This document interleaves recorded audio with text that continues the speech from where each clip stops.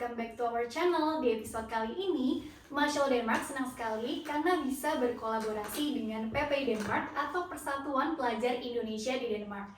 Dan kali ini syutingnya di DTU Scalab, dan kita sudah kehadiran narasumber yang kece-kece, yaitu mahasiswa PPI ini.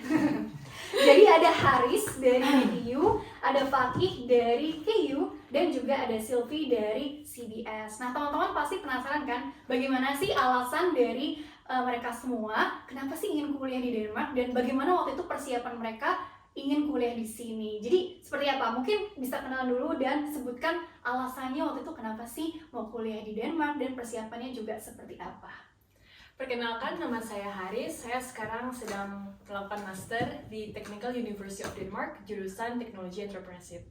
Alasan saya untuk sekolah di Denmark karena saya merasa pendidikan di Denmark itu sangat bagus dan mereka lebih mengedepankan group work. Dan saya tertarik untuk berdiskusi dengan teman-teman internasional. Soalnya saya merasa di sini saya belajar banyak hal dan saya pikir nanti lulus bisa membawa sesuatu yang bermanfaat bagi society. Cita-cita yang sangat mulia sekali. Keren banget nih, inspiratif ya. Nah itu tadi kalau Haris seperti itu dari DTU ya guys. Terus kalau Fakih atau Sylvie bagaimana mungkin? Halo semua, nama saya Fakih. Saat ini ngambil master di KU, Copenhagen University, ngambil Bioinformatics. Alasannya kuliah di Denmark, simply karena yang pertama tertarik di negaranya. Karena sering baca artikel tuh kalau Skandinavia kayaknya asik gitu. Terus sebenarnya tertarik juga di industri farmasi sama biotechnya karena kan terkenal banget kayak Novozymes, Novo Nordisk dan lain sebagainya. Alasannya spesifik ya guys ya. Jadi udah tahu gitu ya incarannya tuh apa gitu ya. Sedangkan Sylvie bagaimana Sylvie? Ya, halo semuanya, nama saya Sylvie.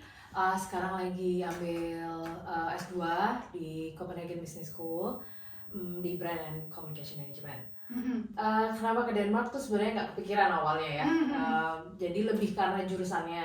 Jadi jurusannya itu Brand and Communication Management dan itu cukup jarang ya di beberapa kampus top schools di dunia gitu. Dan Denmark tuh salah satu yang punya spesifik jurusan tentang ini gitu. Jadi kesini karena itu, karena emang punya passion di situ. Jadi memang passionnya di situ gitu ya. Nah, tapi bener gak sih kalau Denmark itu ada jurusan-jurusan yang bisa dibilang nih, oh ada yang terkuat gitu ya. Nah, oleh karena itu pasti teman-teman Marshall Denmark dan juga teman-teman nih calon pelajar yang Indonesia gitu ya, yang mau ke sini pastinya juga penasaran gitu ya. Jadi bagaimana memilih jurusan terbaik gitu ya, dan persiapannya apa kira-kira? Karena kan tentunya kan harus ada informasi yang betul-betul dicari dan sumbernya pasti supaya nggak miss informasinya. Kira-kira waktu itu kalian sendiri bagaimana tuh persiapan pada saat mau apply, cari-cari tahu nih jurusan yang bagus di mana, terus kemudian juga caranya juga bagaimana itu?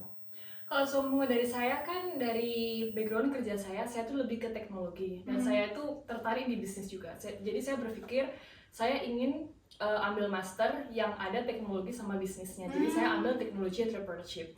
Untuk ranking biar kita tahu universitas mana yang terbaik, biasanya saya search di top university.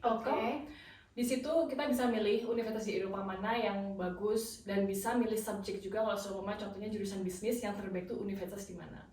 Dan untuk teknologi entrepreneurship di DTU, dulu yang saya persiapkan tentu saja bachelor certificate, habis itu IELTS. Untuk jurusan saya kita perlu CV. Jadi karena jurusannya teknologi entrepreneurship, DTU itu sepertinya kayak prefer orang-orang yang punya pengalaman di bisnis atau punya pengalaman mendirikan startup atau bisnis. Jadi kalau seumpama kita punya pengalaman itu, chance untuk keterima di DTU itu lebih tinggi. Cuma karena ini bisnis, untuk IELTS minimal 6,5 sih, tapi saya akan menyarankan paling nggak 7. Tapi kalau seumpama IELTS 6,5 ya bisa aja daftar. Jadi masing-masing kampus pasti punya syarat administrasi yang berbeda-beda gitu ya guys ya. Jadi tadi sekilas dari DTU seperti itu, jadi dilihat dari jurusan atau bidang yang kita incar, kemudian bisa dilihat di websitenya pasti kan ada lah ya gitu ya. Nah kalau Fakih atau Sylvie sendiri seperti apa itu waktu itu? Kalau saya dulu persiapan, karena emang udah ngincer Denmark, waktu itu karena mungkin orang Asia pasti nyari top university ya, pasti lihat rankingnya dulu. Terus nemu tuh Copenhagen University kayak yang paling bagus gitu kan.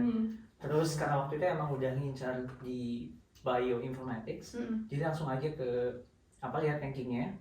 Sebenarnya kan masuknya ke fakultas biologi ya. dan kebetulan masuk top 20 kayak gitu di Copenhagen University. Jadi ya itu alasan utamanya. Terus persiapannya sebenarnya mungkin mirip ya sama Mbak Haris atau Mbak Sylvie. Yang pertama IELTS sama 6,5 juga, aman-aman 7 gitu ya. Aman-aman 7 Terus ada transcript GPA, terus ada course description. Kalau di saya itu kebetulan disuruh ngasih kayak dulu di S1 ngambil course apa aja, deskripsi course-nya apa aja, terus kayak buku-buku yang jadi referensi pas ngambil mata kuliah di S1 apa aja kayak gitu. Terus yang keempat itu CV juga. Cuman kalau di jurusan saya kebetulan nggak ada reference letter kayak gitu, nggak ada motivation letter juga. Oke, jadi nggak ada tuh ya Iya, kasus nggak ada. kamu ya. Kalau Sylvie Cuman ada? mungkin tambahan satu lagi ya. Apa? Jadi kalau di saya itu ada namanya self assessment. Jadi ya. karena di jurusan saya ada 2 track, jadi track yang computer science sama track yang computational biology. Jadi itu kita kayak self assessment sendiri. Dulu tuh pernah ngambil matkul apa, kalau misalkan banyak biologinya masuk ke computational biology, kalau misalkan banyak ke math atau physicsnya itu masuk ke computer science track kayak gitu. Oke, sedangkan kamu bagaimana Sylvie? Sama sih sebenarnya most likely kita pasti cari yang bagus ya sekolahnya waktu kita tahu jurusan apa yang mau kita ambil. Dan kalau aku spesifiknya juga ngecek kursesnya kan, karena bisnis tuh kalau nggak materinya realistis, karena itu kan jadinya ilmunya kayak terlalu general gitu ya. Jadi ngecek kursesnya, siapakah dosennya, seberapa kuat nih jurusan ini nanti diajarinnya gitu.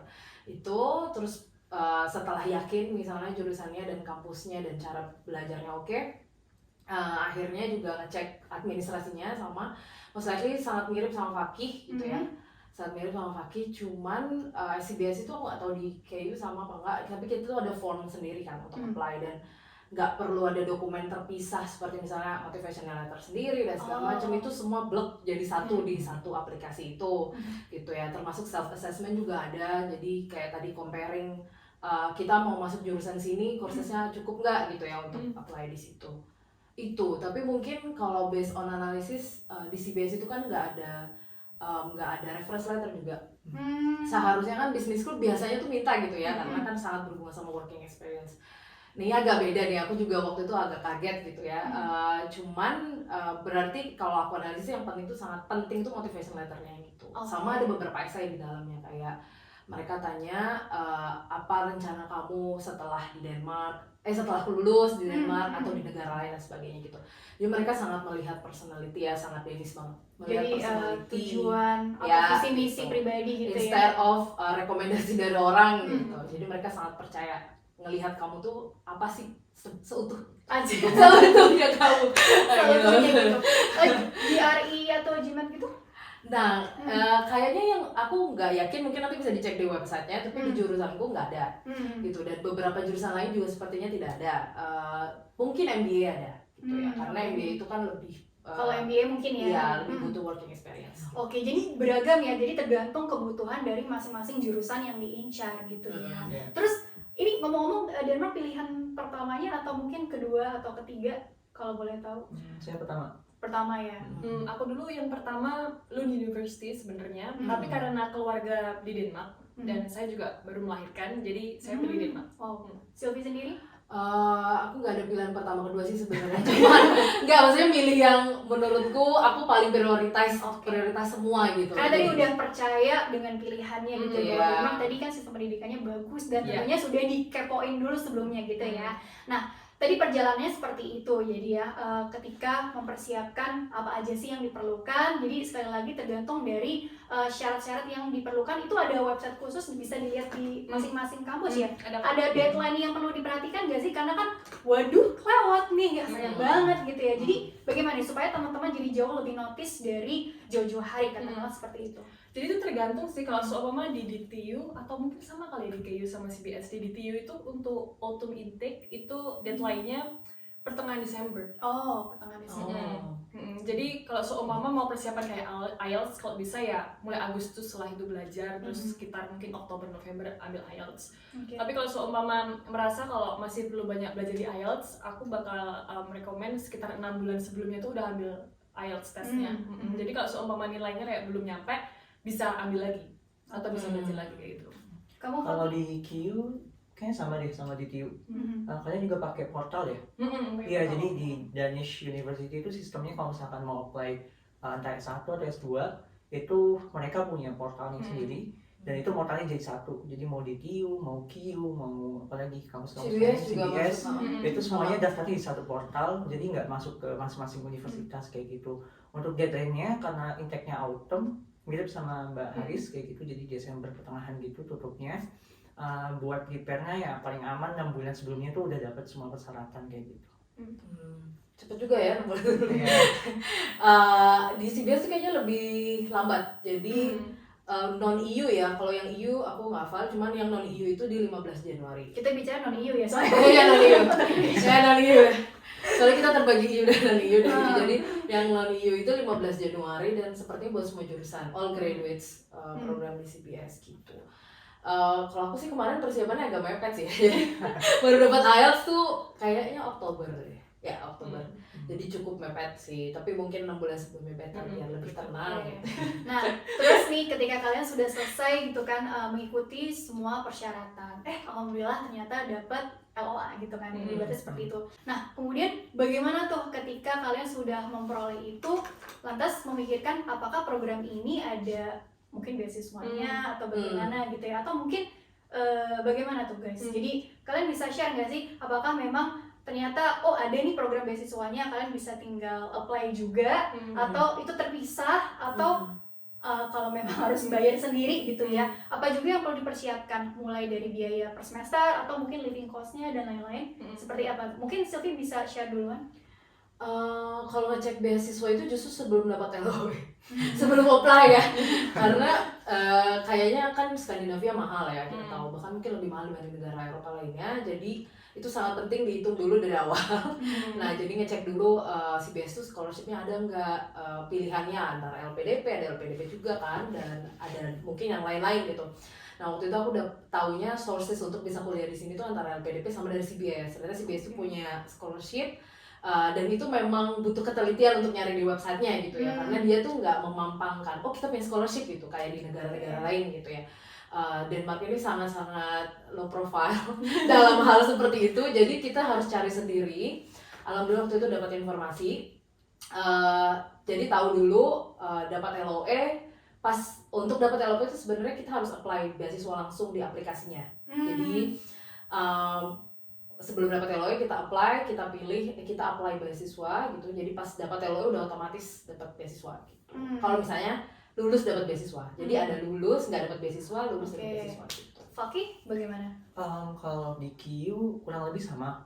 Jadi ketika kita apply ke satu jurusan di KU, itu otomatis kita di-consider untuk dapat scholarship dari government DK kayak gitu ya. Pilihannya juga dua tadi seperti yang Mbak Sylvie bilang, antara kita masuk tapi nggak dapat beasiswa, atau kita masuk dan dapat beasiswa kayak gitu.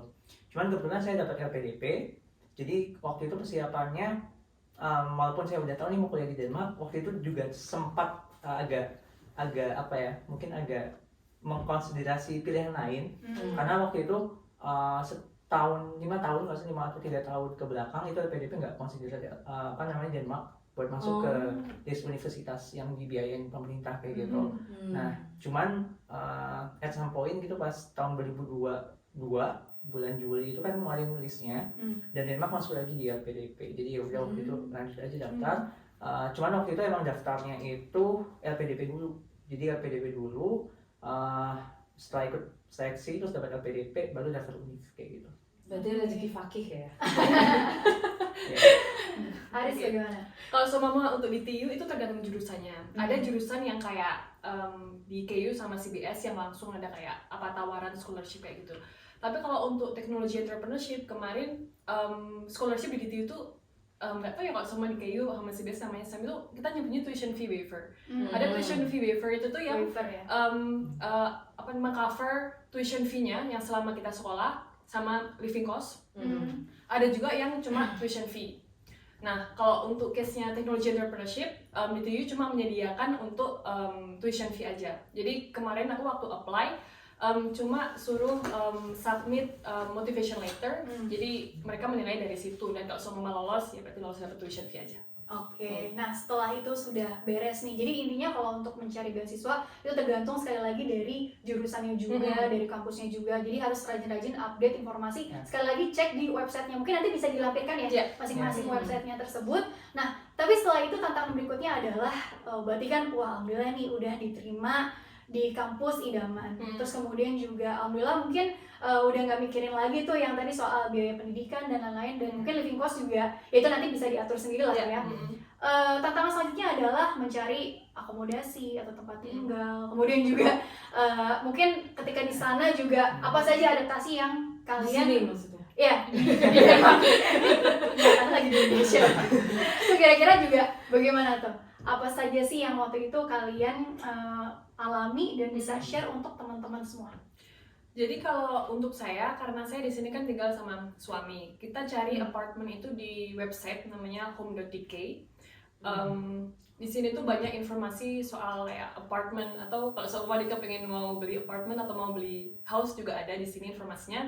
Cuma untuk kita cari apartemen di sini, tapi menurut saya lumayan mahal. Jadi kalau seumpama untuk teman-teman yang master dan ingin cari yang apartemen yang lebih affordable, mungkin bisa cari di s.dk atau basecamp.com. Banyak banget teman-teman internasional yang ambil apartemen di situ. Oke, kalau pengalaman kalian bagaimana, Sylvie dan Fakih? Kalau dari saya dulu, karena waktu itu masih bingung antara mau nerusin di Denmark atau ke pilihan yang lain kan waktu itu. Karena waktu itu kayak ini LPDP-nya mau ngasih kesempatan buat univ di Denmark atau enggak. Karena walaupun ini agak curcol dikit ya. Boleh. Walaupun dapat kayak LPDP dulu, cuman waktu itu kan kayak ini si Denmark ini dimasukin atau enggak kan nggak tahu ya kayak gitu. Nah, kalau misalkan teman-teman yang lain kan waktu itu case-nya udah katakanlah dapat undangan dari Uni, dari Uni, ya udah langsung daftar akomodasi kan. Cuman waktu itu ceritanya waktu itu tentang tuition fee. Jadi waktu itu tentang tuition fee itu kalau di kampus saya kan ada deadline. Jadi misalkan di tanggal sekian nggak bayar tuition fee-nya, itu nanti kita di-reject kalau kayak gitu. Cuman waktu itu case-nya adalah LPDP udah didapat nih. Cuman waktu itu mepet banget antara SP, kalau LPDP itu ada SP, istilahnya surat legal kalau misalkan saya dibiayain LPDP buat kuliah di Copenhagen. Cuman antara tenggat waktu SP dan pembayaran duit ke kampus itu mepet banget. Karena kan dari LPDP harus kayak sebulan gitu. Nah, waktu itu nunggu kepastian kalau misalkan LPDP bisa bayar ke kampus kayak gitu. Makanya nggak langsung daftar akomodasi. Jadi kayak nunggu dulu. Karena kalau misalkan LPDP nggak bisa memenuhi tenggat waktu itu, ya udah ngambil ke opsi lain kan kayak gitu. Nah, akhirnya waktu itu ketinggalan ternyata. Ketinggalannya gimana? Jadi teman-teman yang lain tuh udah kayak ke S.dk, ke Mid.dk buat dapat akomodasi yang murah kan kayak gitu. Atau enggak masuk ke housing foundation ya. Housing foundation dari kampus kayak gitu. Jadi waktu itu posisinya bener-bener kayak masih nunggu gitu kepastian. Jadi nggak dapat akomodasi khusus mahasiswa yang murah di Mid.dk atau S.dk atau dari housing foundation kayak gitu. Nah, akhirnya waktu itu nyarinya di finding your roommate sama Bolik Portal kayak gitu. Cuman ini agak tricky juga karena di Bolik Portal juga kita nggak tahu nih ini tuh harganya murah atau enggak, karena kan mungkin kita buta ya di Denmark ini segini tuh murah atau mahal. Terus kalau di finding your roommate itu tricky-nya adalah kita bakal cocok sama roommate kita atau enggak. Karena nggak 1-2 itu di sini yang katakanlah nggak cocok sama roommate-nya dan akhirnya roommate kamu siapa ngomong-ngomong? Cukup menjadi cerita ya. Kayak gitu. Nah, kasusnya aku, jadi waktu itu dapetnya di Find Your Roommate. Ya ada sesuatu lah, akhirnya tantangan hidup lah ya. Kayak cari apart lain kayak gitu. Oke, wah menarik ya, ini bisa jadi novel tuh. Kalau Sylvie sendiri, memang ini ya tadi benar kata Fakih ya, tricky untuk mencari akomodasi terbaik dan lain-lain tentunya. Sebenarnya pas pertama kali shock juga ya, ternyata susah banget untuk nyari akomodasi di Denmark itu, nggak kayak di Indonesia pakai aplikasi gitu ya, langsung dihubungin gitu. Sebenarnya di sini juga ada aplikasinya segala macam. Tadi yang disebut oleh portal ada Find Roommate dan ada banyak yang kecil-kecil. Bahkan dari kampus juga kan Iya, biasanya ada. juga kan. Iya. Nah tapi masalahnya memang demand-nya terlalu banyak dibanding supply-nya sepertinya gitu. Jadi sangat susah dihubungin landlord-nya gitu ya, entah mungkin mereka sibuk atau gimana. Itu jadi ada challenge di situ. Kayaknya aku ngubungin lebih dari 60 orang yang balas 5 sampai 10, kayak benar-benar cuma 5%. Dikit lah. Gimana tuh hitungannya ya, segitulah ya. Terus dari sisi kampus kita berharap as international dibantu gitu ya. Kalau di KU kayaknya masih lebih dibantu. Kalau di CBS tuh ada nama dorm, setelah dicek bukan untuk internasional gitu ya, buat exchange student sama beberapa kebutuhan dari CBS gitu. Berarti ya udah kita harus independen gitu kan. Jadi akhirnya ya udah itu nyari 60 orang lebih itu untuk menghubungin. Alhamdulillah dapat satu orang yang mau menampung saya gitu ya dalam 6 bulan gitu. Alhamdulillah kan masya Allah gitu ya. Masya Allah Denmark kita akhirnya ada satu orang yang alhamdulillah membantu. Tapi memang tipsnya sebenarnya memang better ke cari flat di Mid SDK ya, atau di KKIK atau di Housing Foundation ya itu. Karena walaupun dia kosongan, mungkin tips buat teman-teman juga, walaupun dia kosongan, belum kosongan tuh dalam arti nggak furnish gitu ya, tapi itu lebih long last dan lebih peaceful gitu ya, maksudnya lebih nyaman buat kita hidup di Denmark sebenarnya gitu. Apalagi kayak privasi ya. Ya privasi juga gitu ya, karena ya beda sama Indonesia. Kalau kosan di Indonesia kan individu sendiri-sendiri gitu. Tapi kalau di sini memang harus hidup sama orang sini dan itu harus banyak penyesuaian. Buat awal-awal itu cukup berat buat orang yang sangat beda budayanya. Jadi itu mungkin tipsnya awal, bisa di share apartemen tinggal sama orang sini gitu nggak apa-apa, tapi mungkin jangan terlalu lama dan better ya cari yang permanen lewat tadi tuh MIT SDK kayak segala macam. Itu sih kalau di Satu lagi kali ya, by Housing Foundation itu biasa kan ditawarin dari kampus tuh. Kalau KU kan KU nawarin, cuman itu relatif lebih mahal. Jadi biasanya kalau di kalian mau di bawah portal itu 6.000, kalau di Housing Foundation bisa sampai 7.000 kayak gitu. Kron ya. Iya.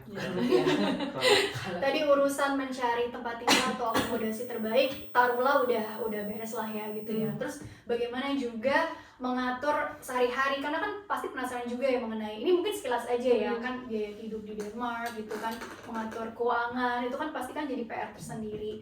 Terus kira-kira apa aja sih yang perlu diperhatikan mengenai mengatur tadi untuk living cost dan sehari-hari gitu, adaptasi dengan lingkungan baru juga, mungkin mengalami culture shock atau kalau homesick juga ngapain gitu ya. Jadi bagaimana tuh? Apalagi kan ini masih semester berapa semua nih? Semester 1. Satu. Semua satu, jadi baru berapa? 4 bulan gitu ya? Hampir 5 lah. Jadi bagaimana tuh selama 5 bulan menjadi pelajar di Denmark tuh rasanya juga seperti apa, adaptasinya juga bagaimana di awal sampai setelah 5 bulannya ini gitu? Kalau untuk saya cara adaptasi pasti adalah kekhawatiran kita untuk berteman dengan kayak teman-teman internasional di sini kan pasti beda budaya. Tapi untuk saya cara mengatasinya justru kita gaul sama mereka gitu loh. Pasti ada kayak perasaan disapa nggak ya, disapa kayak gitu kan. Tapi kalau untuk Fear saya of rejection ya. Tapi kalau untuk saya meskipun takut kalau seumpama nggak punya teman, justru kita harus temenan sama mereka gitu. Mungkin mereka juga masih malu-malu, sama lah kayak kita perasaannya karena masih kayak teman baru. Tapi justru kita kalau bisa ngajakin main gitu, terus habis itu ya berteman aja gitu. Justru kalau seumpama kita waktu itu masih baru tentang Denmark, mungkin mereka juga masih baru kan kayak apa namanya experience Denmark tuh kayak gimana. Jadi gaul-gaul aja dan kayak be friendly sama gimana ya be humble aja, terus kayak jangan malu untuk ngajak main gitu, jangan malu untuk ngajak ngobrol gitu. Soalnya menurut pengalaman saya justru teman-teman internasional di sini tuh mereka friendly banget dan ramah banget dan mereka kayak antusias gitu berteman sama kita. Oke, lanjut lagi ya guys, kita sekarang mau dengerin kisahnya Kaki nih atau Sylvie gitu ya. Jadi bagaimana sih adaptasinya juga dari tadi yang mengatur sehari-harinya gitu kan, dari living cost tadi kan belum dibahas juga gitu. Oh ya, mungkin untuk living cost, aku bakal bahas tentang kita buat beli grocery-nya. Jadi ada yang namanya itu aplikasi di Denmark namanya Tilbud Tilbuds Avis. Jadi di situ kayak semacam majalah gitu, banyak informasi soal diskon-diskon di Lidl, di Netto, di banyak supermarket di sini. Berburu Jadi- diskon. Jadi daripada kita ke supermarket terus kita kayak Beli. spend terlalu banyak uang, mending kita cek. Oh, hari ini diskon apa, minggu ini diskon apa, terus disitulah kita belanja. Tips Jadi hemat. kita bisa apa namanya Siap, lebih Bun. memanage uangnya lebih baik. Atau enggak kalau aku biasanya belanja di ini bazar-bazar Arab gitu. Biasanya Hmm. tuh Oh, iya, lebih iya, murah. Karena kan kawasan tempat tinggalnya kebetulan juga di Iya. Marlboro gitu ya. Oke, kalau Sylvie tadi? Financially di awal-awal hemat sih. Oh. Ya mungkin iya kan, maksudnya financially di awal sangat hemat, masak gitu ya, karena kita kan nggak tahu apa yang akan terjadi di depan. Jadi mungkin di awal-awal biar tahu nih basisnya kalau hemat tuh habis berapa sih gitu ya. Jadi nanti kalau misalnya mau main ke sini, berarti bulan depan nambah segini gitu. Jadi kita tuh lebih kayak punya standar kita gitu. Itu mungkin secara finansial, jadi nggak kaget di berikutnya nggak spending sembarangan terus nggak punya duit gitu ya. Kayak gitu. Kayaknya itu sangat penting karena sangat secara keuangan itu kan sangat mengganggu kita ya, untuk menjaga kestabilan emosi juga. Kalau nggak punya duit bingung juga kan, nggak bisa belajar. Itu kalau culturally benar ada budaya yang sangat berbeda. Budaya yang sangat berbeda, ketawa karena memang ternyata tidak mudah gitu ya. Kayaknya di Eropa tuh kayaknya enak ya kuliah gitu, ketemu orang internasional di tempat yang apa ya kita berkembang gitu ya. Tapi memang secara kultur itu jadi challenge.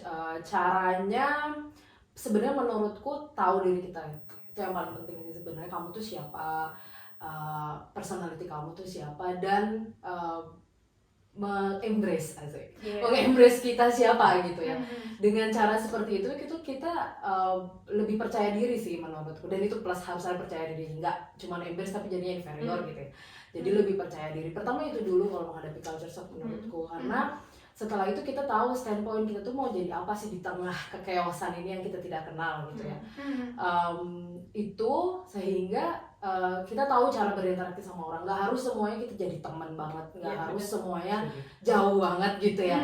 Cari aja ritmenya di mana gitu. Kalau kita merasa kesepian ya cari teman siapa yang kita rasa bisa nih jadi teman kita.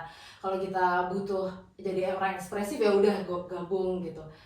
Itu sih Fleksibel cara. aja. Ya, fleksibel. Jadi adaptasinya tuh jadi lebih asik gitu kan. Tapi harus tahu kita dulu. Kalau kita nggak tahu kita akan terombang-ambing dan jadinya bingung. Jadi belajar mengenali diri sendiri lebih dalam lagi sih Iya, sebetulnya iya. keuntungan perks-nya gitu ya. Iya. Terus kemudian gini, tadi belum sempat dibahas juga itu, kan juga kalau di Denmark kita tahu kan tadi kan negara yang salah satu negara yang paling bahagia di dunia lah atau apa, sistem kesehatannya bagus gitu-gitu kan, terus jaminannya dan lain-lain gitu. Nah kalau untuk pelajar sendiri apa yang kalian rasakan nih? Terus juga waktu datang kan juga kan pasti memikirkan bagaimana nih, mengurus resident permit, terus juga kan ngurus kita kenal kartu pink, kartu kuning gitu ya.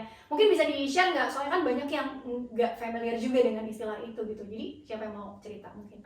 Jadi kalau di Denmark setelah kita itu mendapatkan CPR nanti Resident card ya, yang kartu pink itu ya. Iya, Dan iya, itu, terus kita tuh juga mendapatkan namanya yellow card. Jadi yellow card itu ya kayak buat kesehatan gitu lah.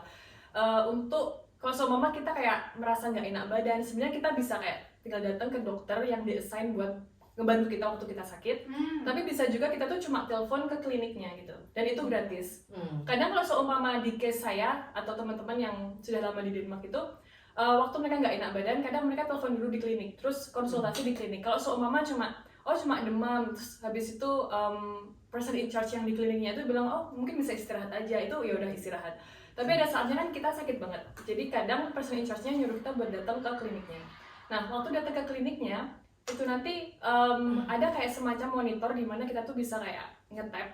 Nah itu habis kita nge-tap kita ketemu dokter dan nanti semua konsultasinya tuh gratis. Cuma kalau seumpama nanti dokternya prescribe kayak obat-obatan kayak gitu, kita harus bayar sendiri di apotek. Jadi emang kita mendapatkan yellow card, emang waktu konsultasi dengan dokter akan gratis, tapi untuk obat nanti kita harus beli sendiri. Oke. Tapi untuk mengurus mendapatkan kartu pink dan kartu kuning mungkin bisa di-share nggak? Waktu itu di mana? International House atau Iya. di commune atau gimana nih? Di International House. Jadi ketika kita datang di Denmark, itu kalau bisa kita udah bikin appointment Kita ke websitenya, ada websitenya gitu di international host. Jadi kita bikin janjian, kita buat bikin CPR ketika nyampe di Denmark kayak gitu. Kalau bisa secepatnya, jadi kalau misalkan kita udah fix nih mau kuliah di Denmark, kita langsung bikin appointment. Kalau misalkan udah tahu jadwal kita datang ke Denmark, terus kalau misalkan kita udah datang ke international host, nanti kita bakal ditanya kayak misalkan kita ngapain di Denmark, bakal berapa lama, terus kalau kuliah di mana kayak gitu, terus nunjukin paspor dan sebagainya. Nanti kalian bisa lihat di ini ya, di website international host kayak dokumen apa aja sih yang harus dibawa untuk bikin CPR kayak gitu. Nah di international host ketika udah ditanya, udah ngasih dokumen, nanti kita bakal dikasih CPR-nya ke alamat apartemen kita. Jadi nanti ada CPR, kartu pink itu sama kartu kuning dikirim kayak sepaket gitu. Nah selain CPR, itu kita juga harus bikin namanya name ID, tapi sekarang namanya Meet ID ya. Jadi name ID itu semacam identitas kita untuk segala jenis kegiatan digital, mau itu banking, mau itu katakanlah surat penyurat, entah dari pemerintah atau dari perusahaan kayak gitu. Nah itu semuanya pakai name ID, jadi ID itu yang kita pakai kayak gitu. Nah cuman sekarang itu FPI udah ganti ke Meet ID ya, jadi semuanya nanti ke Meet ID. Ya itu kayak semacam ID, mungkin ganti sistem kali ya, saya nggak tahu sih gimana. Ganti sistem. Sebelumnya name ID, terus sekarang Meet Meet ID. ID. Tiap kali kita kalau semua mau login bank itu pakai sekarang. Iya, jadi kayak semacam authentication two factor gitu ya. Jadi kalau misalkan mau login atau apa, kayak kita harus nge-approve dulu di aplikasinya. Terus info-info lainnya paling untuk ngurus apa tadi? Rekening bank, kemudian juga yang lain-lain itu menyesuaikan aja kan atau gimana tuh biasanya kamu gimana? Jadi kalau mau dapat rekening bank, kalau mau daftar rekening bank kita harus punya name ID dulu. Tapi kalau misalkan sekarang itu syaratnya Meet ID. Jadi kalau misalkan kita belum punya Meet ID atau name ID, kita nggak bisa daftar bank kayak gitu.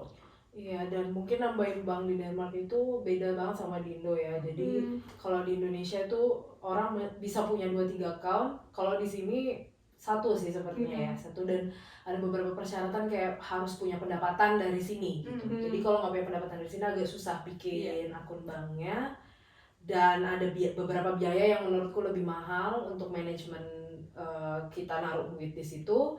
Beda-beda setiap bank, jadi mungkin sangat bisa dicek gitu ya, mau pilih yang mana yang paling murah. Dan ada juga sebenarnya yang punya student package gitu, yang costnya lebih murah gitu. Itu tapi ada beberapa plus minusnya ya, mungkin ada yang agak lebih lama, kalau mau lebih cepat biayanya lebih mahal dan kayak gitu. Dan mungkin mau nambahin juga kalau semua proses yang kita bahas tadi itu setelah visa ya, jadi bikin dulu visanya, nyampe dulu baru diurus gitu. Karena kalau nggak ada visanya ya diurus dulu di Indonesia gitu. Terus misalkan transportasi dan lain-lain atau belanja itu ya mungkin bisa ngikutin nanti sesuai kebutuhan aja kan, bisa ada yang naik sepeda atau mungkin langganan apa nih? Kamu langganan apa tuh? Iya, kalau untuk saya tuh langganan sebenarnya tuh saya langganan buat kereta ya. Tapi aplikasi ini namanya tuh Dot. To be honest, gak gitu ngerti sih sebenarnya Dot itu tuh kayak berkaitan sama punya pemerintah atau gimana, tapi ada aplikasi di Denmark namanya Dot. Jadi dari apartemen saya ke DTU itu tuh saya kayak semacam beli apa ya namanya, kayak commuter pass kayak gitu-gitu. Terus tinggal bayar per bulan. Terus kalau seumpama biasanya kan kalau teman-teman yang nggak punya aplikasi ini, itu kan harus nge-tap waktu masuk bis atau mau naik kereta gitu. Tapi kalau seumpama untuk saya tinggal nunjukin aplikasi ke sopirnya, entah sopirnya ngerti. Oke. Saya nambahin yang tadi ya. Kalau buat mahasiswa itu ada namanya Ungdomskort. Jadi kalau misalkan Discord yang biasa itu warna biru, itu warna hijau. Jadi kalau misalkan Ungdomskort itu kita di-charge per bulan. Tapi kalau misalkan katakanlah apartemen kita jauh banget nih dari kampus, terus bisa 2 zona atau 3 zona kayak gitu, itu emang disaranin pakai Ungdomskort. Itu lebih murah, tapi kita harus daftar dulu. Jadi nanti ada website-nya gitu. Saya lupa website-nya apa ya.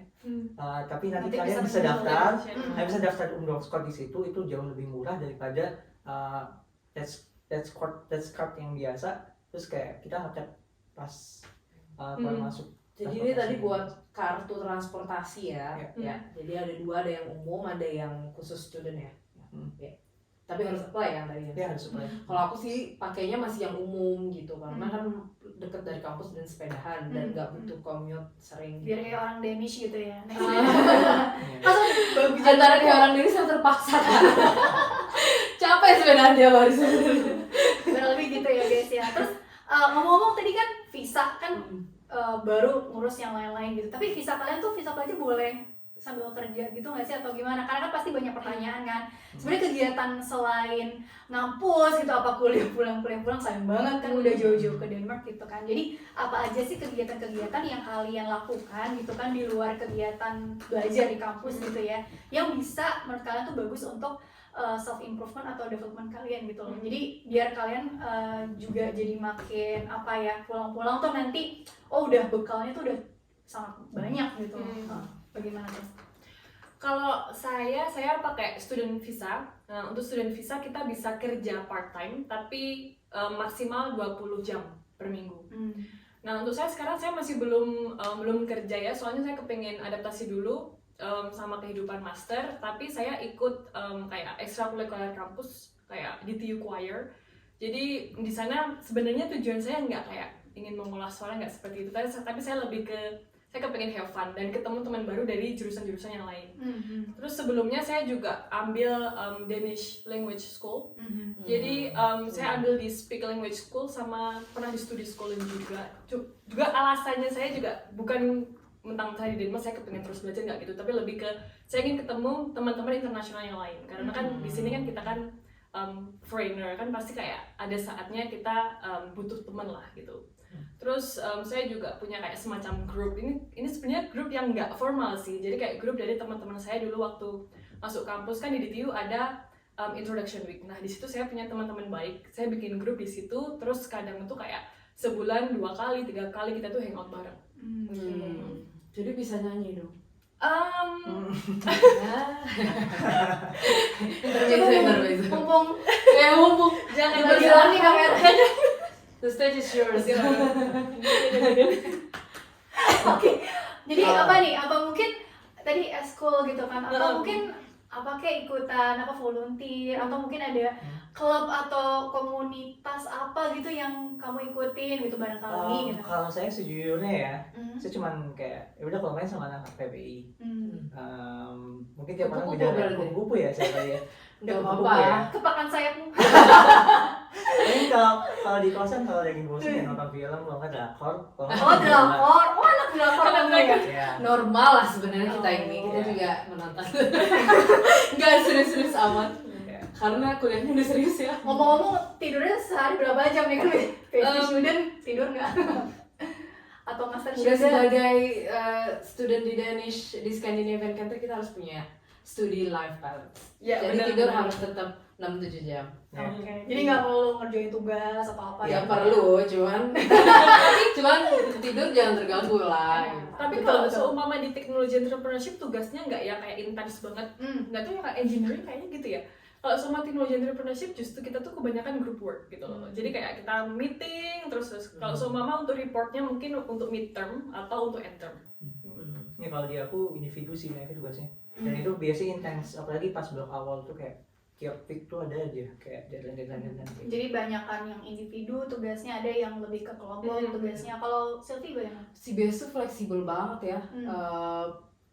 Sebutannya tuh non-guided teaching gitu. Jadi kamu mau belajar, kamu mau ngumpulin assignment, serah gitu ya. Penting gimana cara belajarnya terserah gitu.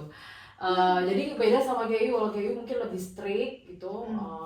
Harus ngumpulin ini. Kalau di CBS banyak assignment juga sebenarnya, tapi tergantung kamu levelnya mau belajar seberapa banyak, mau ngumpulin, mau ngerjain, mau mikirnya seberapa banyak gitu.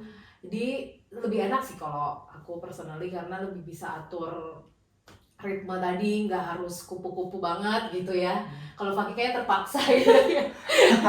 Aku Kalau kalau terpaksa. apa lagi ya, Biar mau nggak lulus. mau ya biar lulus. Kalau misalnya butuh kupu-kupu lagi pengen gas gitu ya dia belajar. Tapi kalau misalnya butuh break ya biar sustainable ya, belajarnya. Jadi nambah aktivitas yang lain gitu. Contohnya apa tuh? Aku sih di sini lebih fokus ke berat banget ya self development gitu ya, karena mumpung di negara yang fasilitasnya banyak banget gitu, di kampus banyak seminar yang bagus-bagus, workshop sama program-program mentorship, development itu banyak banget. Dan mungkin di Indonesia juga banyak ya, tapi di sini somehow lebih digembar-gemborkan gitu di mana-mana, dan gak cuma di kampus. Kadang kalau kita ke international house mereka juga punya, dan di beberapa tempat tuh mereka punya gitu.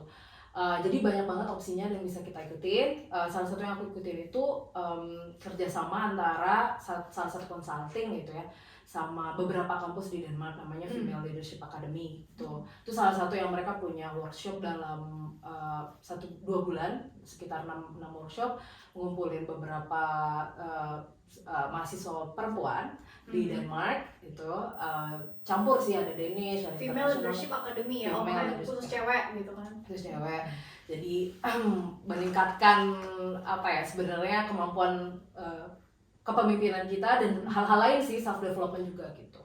Itu yang lainnya ikut Danish class juga, karena as anak bisnis marketing ya, kita kudu tahu local language sebenarnya. Kalau misalnya nanti mau analisis apapun tuh sebenarnya kalau misalnya tahu, karena language part of the culture gitu, jadi tahu oh ini maksudnya. Jadi gini. ngomong-ngomong tadi jurusannya Brand and Communication Management, Management. ini bioinformatics ya, Technology and Entrepreneurship ya. Oke. Jadi kurang lebih seperti itu ya. Jadi carilah kegiatan karena udah jauh-jauh ke Denmark gitu kan ya, carilah kegiatan yang memang bisa untuk pengembangan diri, terus juga sejalan dengan karir di masa depan gitu kan ya, dan nambah-nambah teman juga, network. Tapi yang nyantai juga perlu sih, ya kayak main-main, jangan klub gitu. Nah, Enggak.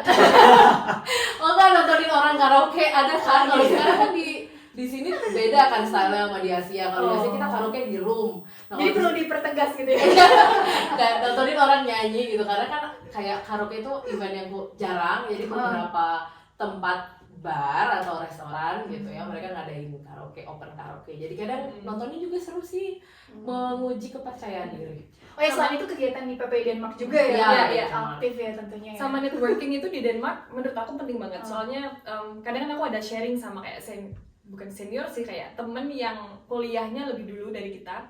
Itu tuh mereka menyarankan buat kita networking. Kayak seumpama kalau ada kayak kayak contohnya female leadership kayak gitu, kita gabung ke mereka. Soalnya kalau seumpama kita ada kayak keinginan untuk melanjutkan karir di Denmark contohnya, biasanya company di Denmark itu tuh lebih prefer ke orang-orang yang di dalam networknya mereka. Jadi mereka kayak kepengen kenal personality-nya dulu sebelum mereka melihat background kita gitu loh. Jadi kalau seumpama kita punya network yang luas di sini, itu bisa jadi buat kayak jalan buat kita buat punya karir di sini. Oke, kurang lebih begitu ya. Ngomong-ngomong, ini enggak sih challenge-nya tuh apa sih selama kuliah di sini? Atau mungkin tantangan berbagi waktu peran gitu kan? Misalkan tadi udah mama muda gitu. Kan hebat loh, gimana jadiin kan, maksudnya antara menjadi seorang ibu dan pelajar juga gitu ya. Jadi mungkin capek istirahat dulu ya. Tapi gitu, challenge-nya apa nih? Atau Aku dulu kali ya? Iya. Kalau sejujurnya sempat struggle di awal.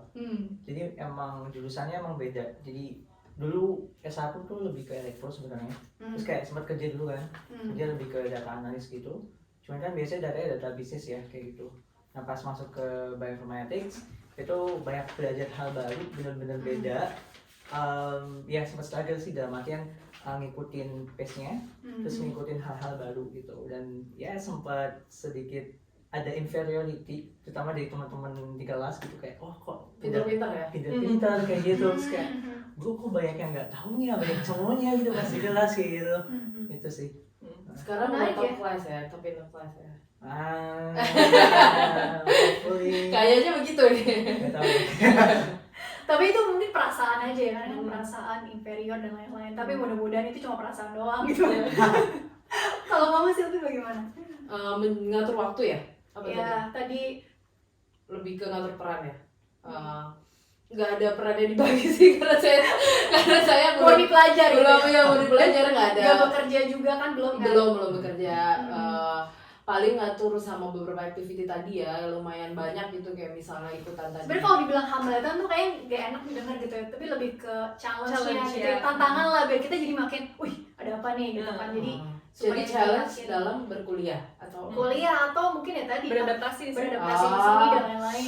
Iya, kalau dari aku mungkin lebih ke ini ya, pertama materi kuliahnya tuh berat gitu ya, jadi buat mahasiswa sini juga berat gitu. Jadi dari S1 ke S2 itu dituntutnya memang, mungkin teman-teman juga udah tahu itu berat banget gitu ya, mulai dari bacanya banyak banget, terus gak cuma baca, harus ngerti dan harus participate di kelas. Kalau nggak participate passive learning tuh lebih dikit sebenarnya nyerapnya gitu. Kalau menurutku ya, bisa beda-beda setiap orang. Tapi kalau di bisnis, kalau kamu nggak ngomong, kalau kamu nggak menyampaikan, itu tuh kadang memang hanya ada di kepala kita dan belum tentu bisa tervalidasi. Karena butuh validasi itu, apakah benar apa enggak gitu pola pikir kita gitu. Jadi challenge-nya lebih ke situ sih.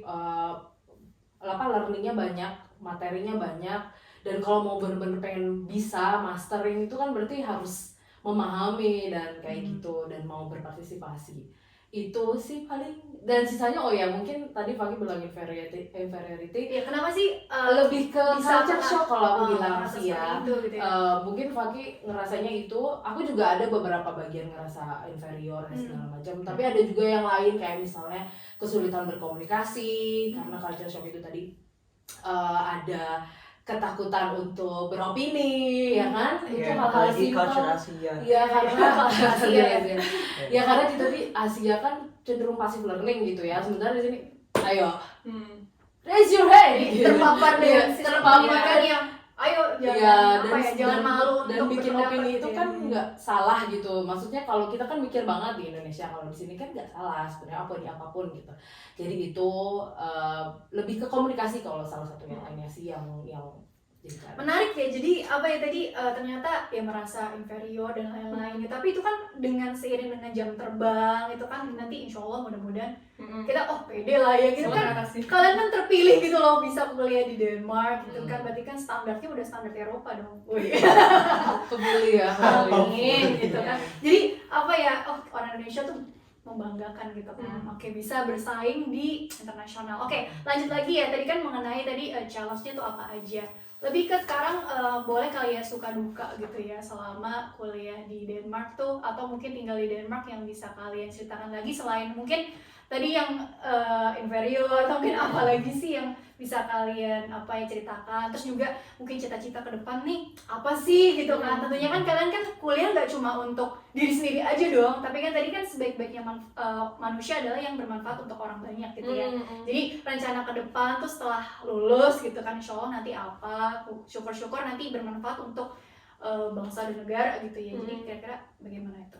Kalau soal mama untuk saya sebenarnya saya sudah punya pengalaman kerja di corporate, terus ada pula di startup. Nah sekarang saya nggak tahu ya, tapi cuma harapannya kayak saya kepingin mempunyai project sendiri. Jadi kan kalau sebelumnya kan kita kan kayak di bawah orang gitu, kayak kita di manage sama orang. Nah kalau untuk sekarang saya kepinginnya kayak mempunyai project yang saya bisa memanage sendiri, tapi yang juga bisa memberikan benefit yang baik buat masyarakat gitu loh.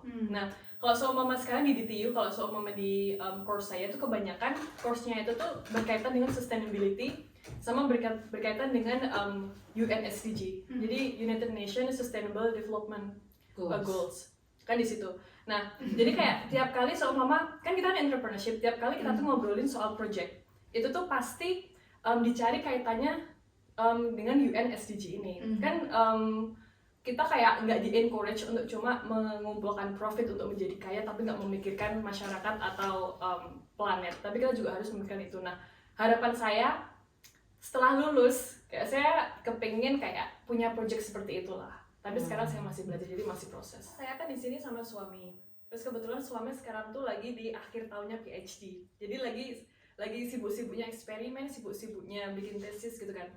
Kalau suka dukanya tuh sekarang karena saya masih mulai master, saya harus bagi waktu sama suami. Jadi kapan saya tuh harus jemput anak, kapan suami tuh harus ngantar anak, terus kapan saya tuh harus stay at home, terus malamnya suami harus lembur. Jadi lebih kayak gitu sih. Sama kalau di waktu kuliah itu karena saya backgroundnya kan memang di bisnis, tapi lebih ke experience.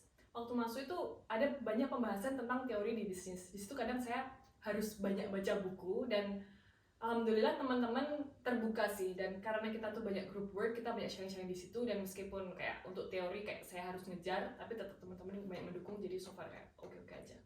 Oke. Kalau aku dukanya mungkin nggak seberat Mbak Haris kan, karena masih single.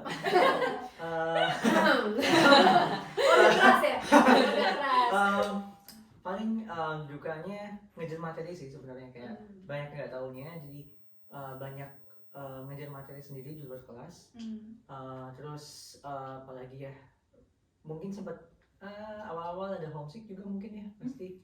Mungkin karena sendiri kan ini nggak merasa apa ya, justru kesempatan untuk cari teman sebanyak-banyaknya biar nggak sepi gitu kan? Iya, ya cuman kebetulan bukan yang gampang bikin teman, maksudnya kayak gampang berteman kayak gitu. Maksudnya kan tiap orang beda-beda ya. Gitu.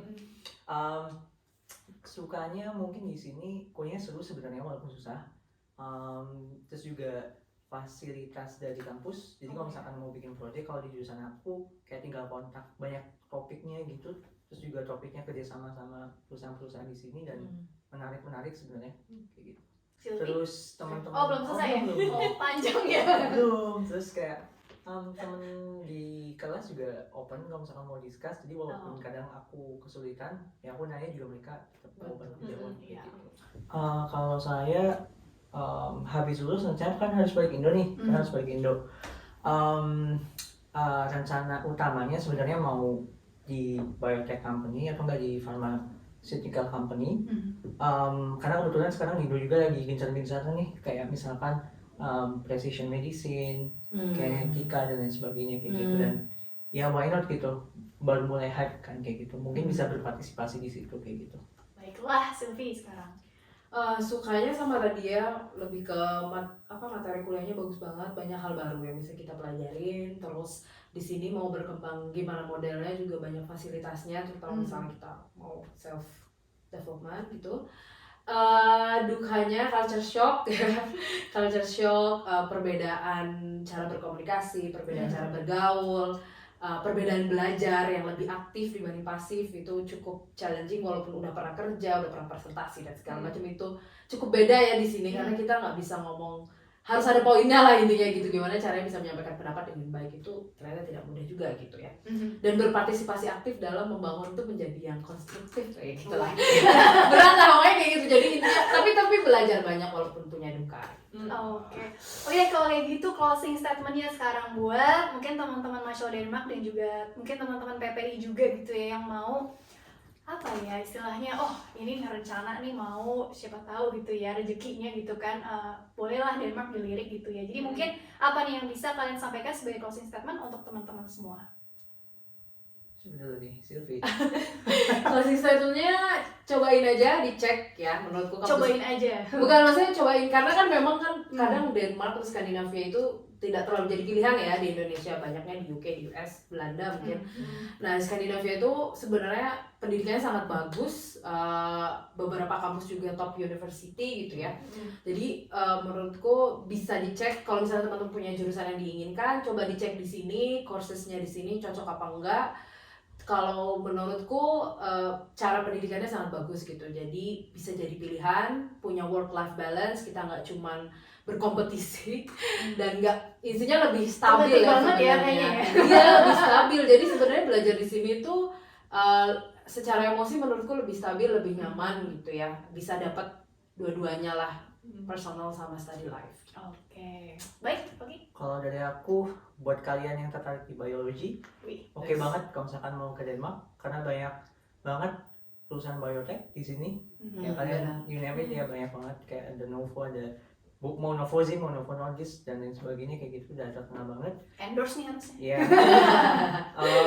Ya kalau kalian tertarik, boleh banget gabung ke Denmark. Ya alternatif US kayak gitu. Oke, thank you banget nih ya Haris, Fakih dan juga Sylvie sudah berbagi ilmunya, informasinya, pengalamannya gitu ya, sharing pengalamannya untuk kita semua. Jadi siapa tahu yang tertarik gitu ya mau kuliah di Denmark bisa juga di follow di @ppi_denmark ya.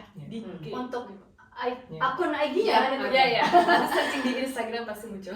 Oke, jangan lupa juga di like, comment, share, dan subscribe Mahasiswa Denmark ya. Oke, teman-teman, terima kasih telah menyaksikan vlog kami kali ini. Jangan lupa nantikan video kami selanjutnya. Thank you for watching. Bye-bye.